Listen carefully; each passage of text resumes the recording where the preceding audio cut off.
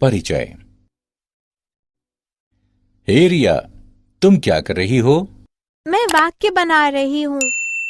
ठीक है। क्या तुम्हें पता है कि गणित में वाक्यों को कथन भी कहा जाता है? नहीं, लेकिन हम उन्हें कथन कैसे कह सकते हैं? क्या तुम इसके बारे में और अधिक जानना चाहोगी? हाँ पिताजी। इस पाठ में आप गणित में विवेचन को जानेंगे।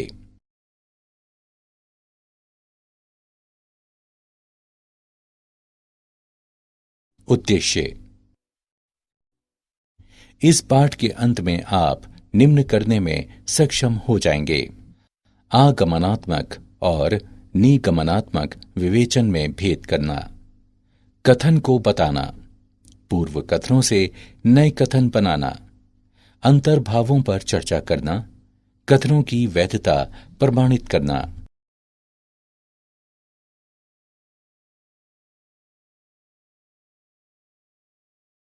कथन।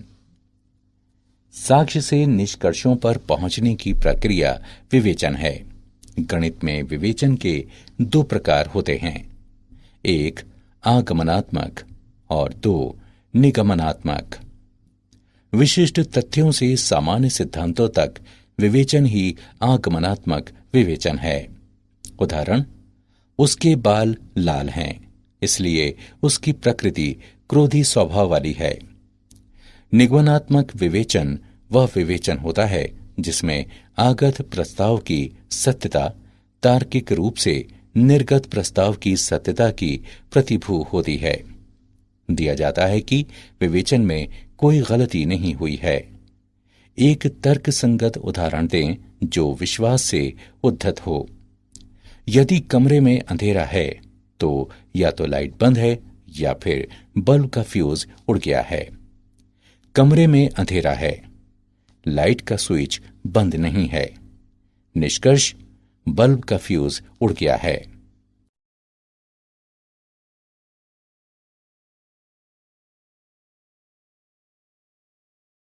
कथन। निम्नलिखित दो वाक्यों पर विचार करें। भारत के पहले सिख प्रधानमंत्री डॉक्टर मनमोहन सिंह हैं। एक शिशु का वजन मां के वजन से कम होता है। हम तुरंत कह सकते हैं कि उपरोक्त कथन सही है और उनके संबंध में कोई भ्रांति नहीं है। वाक्य पर विचार करें।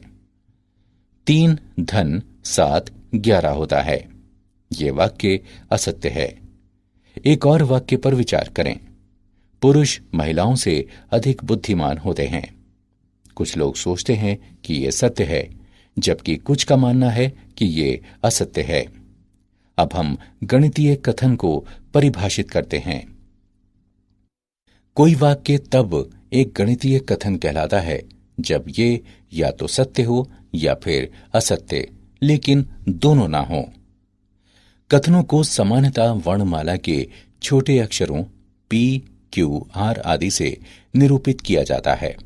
इस प्रकार कथन सूर्य बहुत गर्म है, इसको इस प्रकार निरूपित करते हैं: P सूर्य बहुत गर्म है।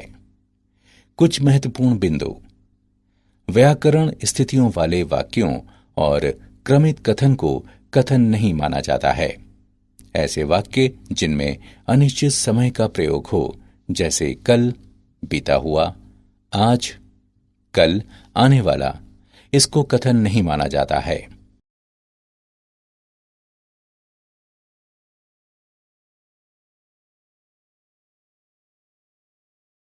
उदाहरण। बताएं कि निम्नलिखित वाक्य कथन हैं या नहीं। अपने उत्तर का कारण भी बताएं। 10 5 से कम है। शुक्र एक ग्रह है। गणित एक कठिन विषय है। हल। 1 वाक्य असत्य है क्योंकि 10 5 से अधिक है, अतः वाक्य एक कथन है। 2 वाक्य शुक्र एक ग्रह है एक सत्य वाक्य है क्योंकि इसकी वैज्ञानिक रूप से पुष्टि हुई है, अतः वाक्य एक कथन है। 3 वाक्य व्यक्तिपरक है क्योंकि अलग अलग व्यक्तियों की राय भिन्न भिन्न होती है। अतः वाक्य सदैव सत्य या सदैव असत्य नहीं है, इसलिए वाक्य एक कथन नहीं है।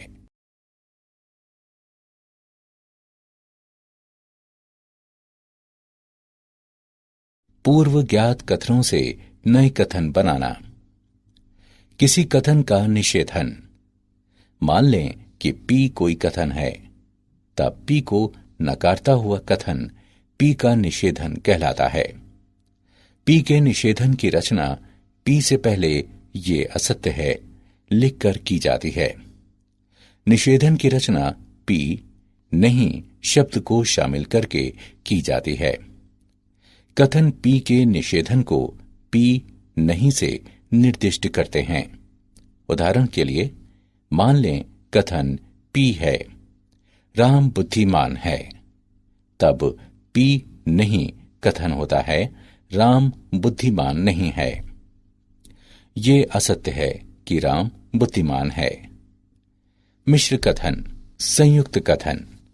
एक मिश्र कथन वो कथन होता है जो दो या अधिक कथनों से मिलकर बनता है। इन कथनों में से प्रत्येक एक घटक कथन कहलाता है। एक मिश्र कथन बनाने के लिए हम संयोजक शब्दों जैसे और, या के प्रयोग द्वारा दो कथनों को संयुक्त कर सकते हैं। उदाहरण के लिए एक कथन पी है कि अंक देने या जोड़ने में कुछ गलती है। उपरोक्त कथन हमें बताता है कि परीक्षक द्वारा अंक देने में कुछ गलती है या जोड़ने में कुछ गलती है। शब्द या से जोड़ दिए गए कथन को निम्नलिखित दो कथनों में अलग अलग किया जा सकता है। एक कथन क्यों है कि अंक देने में कुछ गलती है। एक कथन आर है कि जोड़ने में कुछ गलती है। निम्नलिखित दो कथनों पर विचार करें। एक कथन पी है कि 8 एक सम संख्या है। एक कथन क्यू है कि 8 एक प्राकृत संख्या है।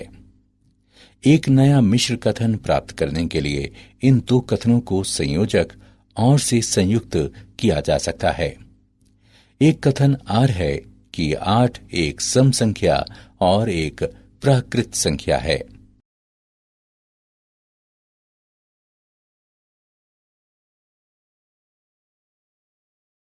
उदाहरण। निम्नलिखित मिश्र कथनों के घटक कथन ज्ञात करें। संख्या 3 अभाज्य है या ये विषम है। चंडीगढ़ हरियाणा और पंजाब की राजधानी है। हल दिया है संख्या 3 अभाज्य है या ये विषम है। इसके घटक कथन हैं। एक कथन पी है कि संख्या 3 अभाज्य है। एक कथन क्यू है कि संख्या 3 विषम है। पी क्यू या द्वारा जुड़े हैं। चंडीगढ़ हरियाणा और पंजाब की राजधानी है। इसके घटक कथन हैं। एक कथन पी है कि चंडीगढ़ हरियाणा की राजधानी है। एक कथन क्यू है कि चंडीगढ़ पंजाब की राजधानी है। पी क्यू और से जुड़े हैं।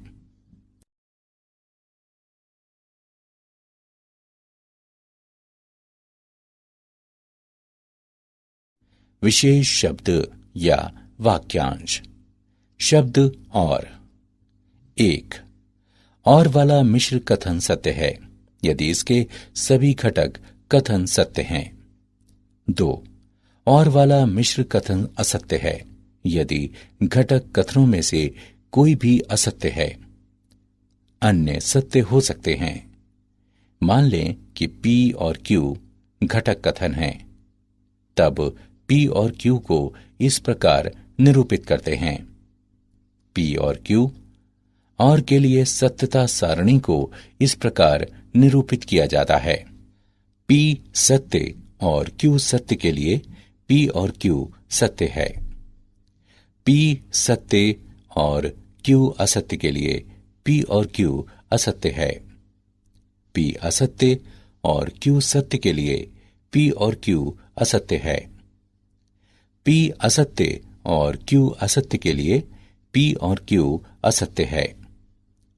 उदाहरण के लिए एक कथन P है कि 30 2, 5 और 6 से विभाज्य है। इसके निम्नलिखित घटक कथन हैं। एक कथन Q है कि 30 2 से विभाज्य है। एक कथन R है कि 30 5 से विभाज्य है। एक कथन S है कि 30 6 से विभाज्य है। Q, R और S सत्य कथन हैं। P भी एक सत्य कथन है। शब्द या, अपवर्जित या। एक मिश्र कथन P या Q में यदि दो विकल्पों में से केवल एक ही होता है, अर्थात घटक कथन P या Q, लेकिन दोनों नहीं, तो संयोजक शब्द या अपवर्जित या कहलाता है। उदाहरण के लिए एक कथन P है कि 2 पिज्जा के साथ एक कोल्ड कॉफी या एक कोल्ड ड्रिंक मुफ्त उपलब्ध है। इसका अर्थ है कि जो व्यक्ति 2 पिज्जा के साथ कोल्ड कॉफी नहीं चाहता है, वह इसके स्थान पर एक कोल्ड ड्रिंक ले सकता है।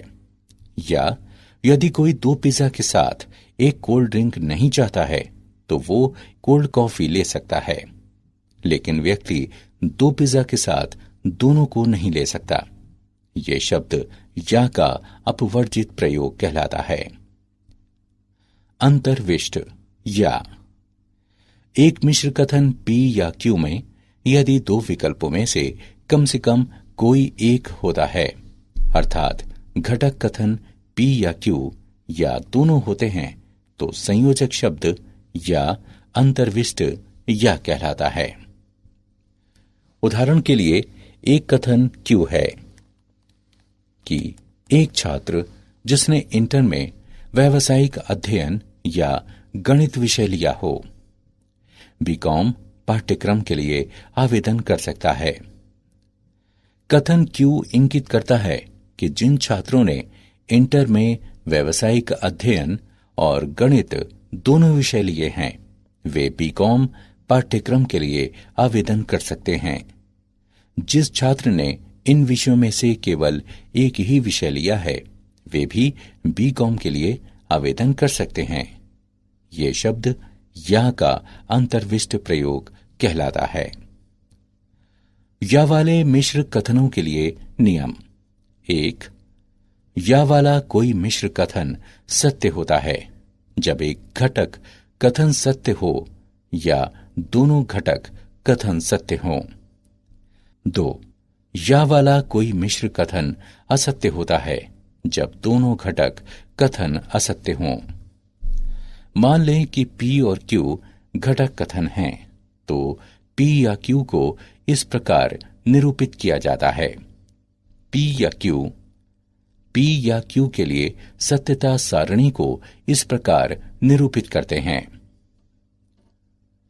P सत्य और Q सत्य के लिए P या Q सत्य है। P सत्य और Q असत्य के लिए P या Q सत्य है। P असत्य और Q सत्य के लिए P या Q सत्य है।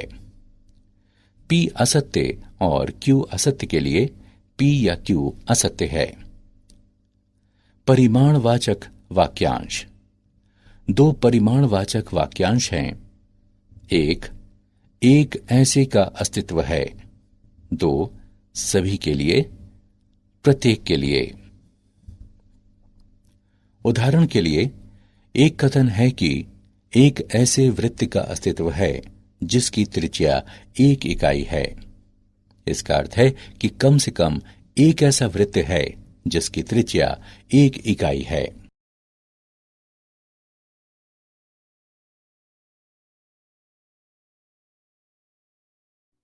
उदाहरण।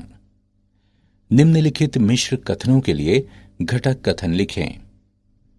3 6 को विभाजित करता है और 5 + 8 बराबर है 13 के। 4 28 को विभाजित करता है और 7 + 4 बराबर है 11 के। हल। दिया गया मिश्र कथन है 3 6 को विभाजित करता है और 5 जमा 8 बराबर है 13 के। घटक कथन है P 3 6 को विभाजित करता है, Q 5 जमा 8 बराबर 13। P सत्य है और Q भी सत्य है, अतः P और Q सत्य है।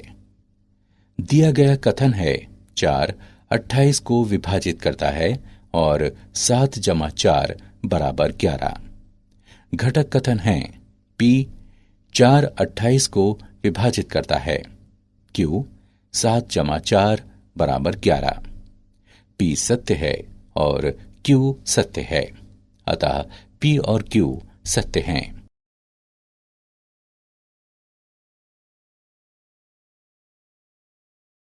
उदाहरण, निम्नलिखित कथनों में से प्रत्येक में अंतर्विष्टि या अपवर्जित या शब्दों के प्रयोग का पता लगाएं। अपने उत्तर को कारण सहित बताएं। 1.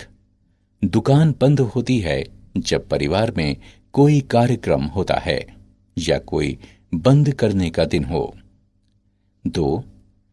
छात्र तीसरी भाषा के रूप में संस्कृत या उर्दू ले सकते हैं। हल। 1. यहां शब्द या का प्रयोग अंतर्विष्ट है, क्योंकि दुकान बंद करने के दिन को बंद रहने के साथ साथ उस दिन में भी बंद होती है जब परिवार में कोई कार्यक्रम होता है। 2. यहां शब्द या का प्रयोग अपवर्जित है, क्योंकि एक छात्र तीसरी भाषा के रूप में संस्कृत या उर्दू में से कोई एक ही ले सकता है, लेकिन दोनों नहीं ले सकता।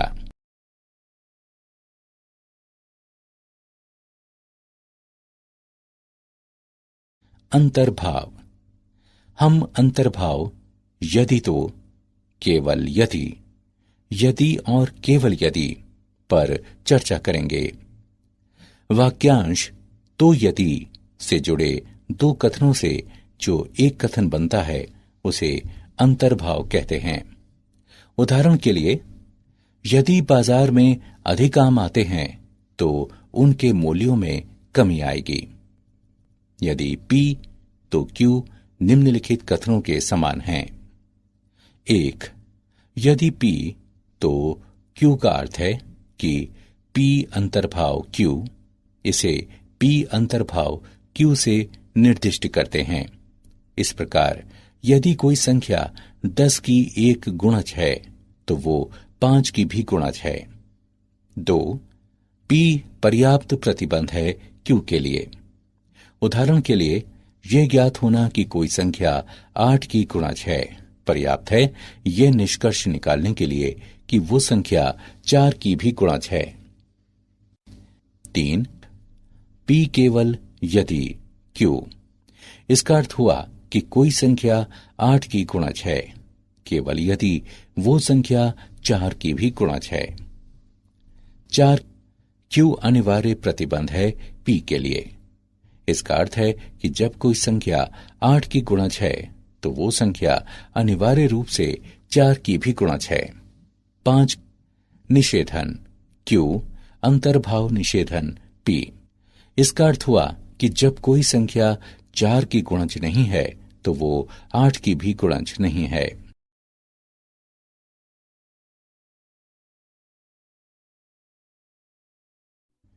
प्रतिधनात्मक और विलोम। दिए गए कथनों से बने ऐसे नए कथन जिनमें वाक्यांश यदि तो का प्रयोग हो प्रतिधनात्मक और विलोम कहलाते हैं। उदाहरण के लिए, निम्नलिखित यदि तो वाले कथन पर विचार करें। यदि स्टॉक मार्केट में स्टॉकों की तेजी से बिक्री होती है तो सेंसेक्स तेजी से गिरता है। इस कथन का प्रतिधनात्मक कथन है, यदि सेंसेक्स तेजी से नहीं गिरता है तो स्टॉक मार्केट में स्टॉकों की बिक्री तेजी से नहीं होती है। लेकिन दोनों कथन एक ही अर्थ में व्यक्त करते हैं। एक दिए गए कथन यदि P तो Q का विलोम है, यदि Q तो P। एक कथन पर विचार करें।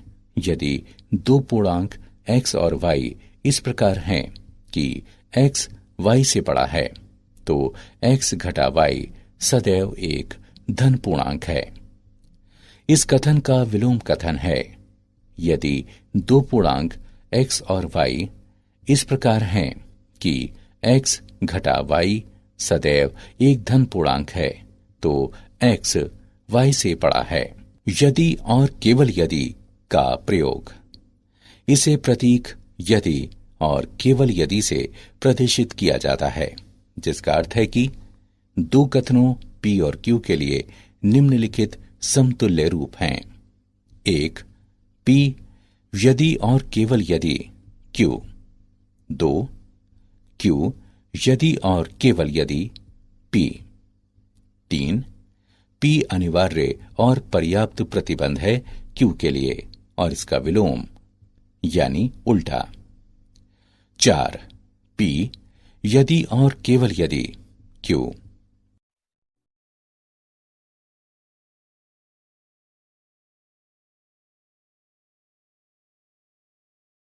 उदाहरण, दिए गए कथन के लिए प्रति धनात्मक कथन लिखें। यदि एक चतुर्भुज सम हो तो ये वर्ग होता है। हल दिया है, यदि एक चतुर्भुज सम हो तो ये एक वर्ग होता है। प्रति धनात्मक कथन है।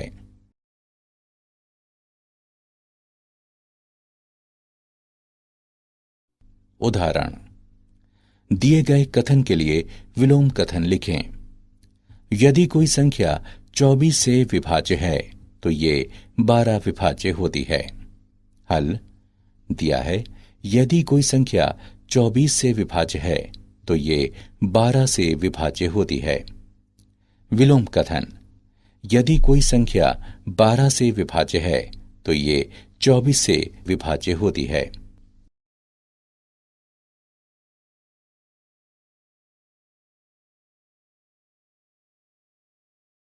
उदाहरण, यदि और केवल यदि का प्रयोग करते हुए दिए गए कथनों को संयुक्त करें।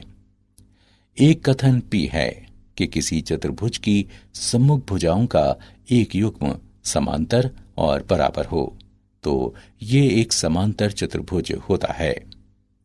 एक कथन Q है कि यदि कोई चतुर्भुज एक समांतर चतुर्भुज हो तो इसकी सम्मुख भुजाओं का एक युग्म समांतर और बराबर होता है।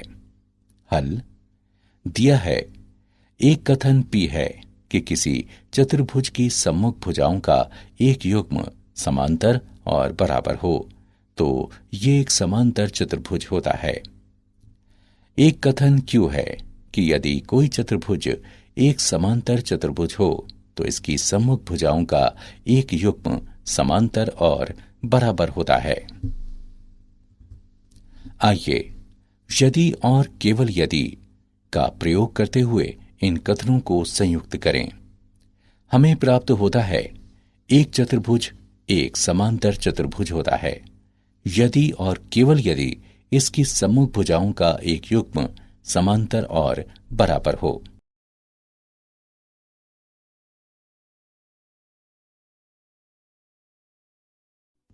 कथनों की वैधता को प्रमाणित करना। नियम 1, और से प्रयुक्त कथन। यदि P तथा Q दो कथन हैं तो यह सिद्ध करने के लिए P और Q सत्य है, निम्नलिखित चरणों की जरूरत होती है। स्थिति 1, दर्शाइए कि कथन P सत्य है। और स्थिति 2, दर्शाइए कि कथन Q सत्य है। नियम 2, या से प्रयुक्त कथन। यदि P और Q गणितीय कथन हैं तो ये सिद्ध करने के लिए कि कथन P या Q सत्य है, हम निम्न पर विचार करते हैं। स्थिति 1, ये मानते हुए कि P असत्य है, Q को अनिवार्यता सत्य प्रमाणित करें। स्थिति 2, ये मानते हुए कि Q असत्य है, P को अनिवार्यता सत्य प्रमाणित करें। नियम 3, यदि तो से प्रयुक्त कथन। यदि P तो Q को सिद्ध करने के लिए दिखाएं कि निम्नलिखित में से कोई एक सत्य है। स्थिति 1, ये मानते हुए कि P सत्य है, Q को अनिवार्यता सत्य सिद्ध करें। स्थिति 2, ये मानते हुए कि Q असत्य है, P को अनिवार्यता असत्य सिद्ध करें। नियम 4, यदि और केवल यदि से प्रयुक्त कथन। कथन P यदि और केवल यदि Q को सिद्ध करने के लिए हमें निम्न को सिद्ध करने की जरूरत है। स्थिति 1, यदि P सत्य है तो Q सत्य है। स्थिति 2, यदि Q सत्य है तो P सत्य है। विरोधोक्ति द्वारा इसमें हम जांचते हैं कि P सत्य है या नहीं। हम ये मानते हैं कि P सत्य नहीं है, अर्थात P का निषेधन सत्य है। तब हम ऐसे निष्कर्ष पर पहुंचते हैं जो हमारी मान्यता यानी पूर्व धारणा का खंडन करता है। इसलिए हम कह सकते हैं कि P सत्य है।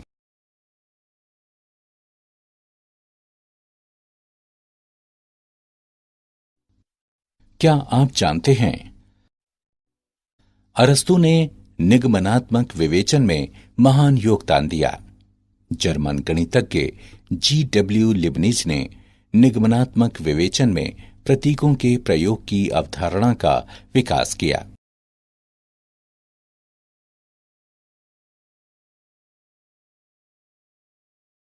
सारांश। आइए हमने जो कुछ सीखा है उसे संक्षेप में दोहराएं। गणित में आगमनात्मक और निगमनात्मक विवेचन के दो प्रकार हैं।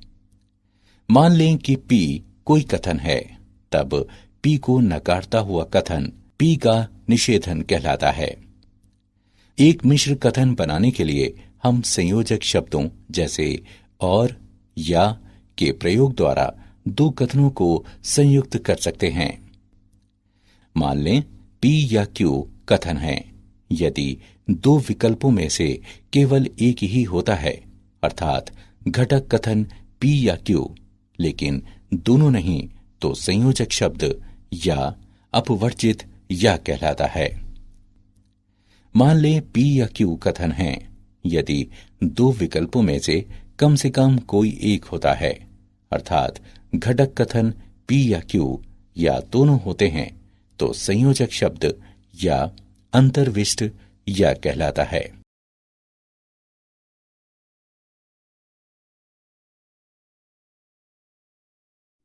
एक ऐसे का अस्तित्व है सभी के लिए, प्रत्येक के लिए दो परिमाणवाचक वाक्यांश हैं।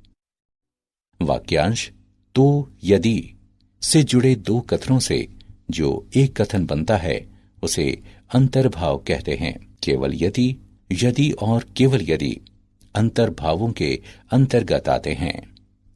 दिए गए कथनों से बने ऐसे नए कथन जिनमें वाक्यांश यदि तो का प्रयोग हो प्रतिधनात्मक और विलोम कहलाते हैं।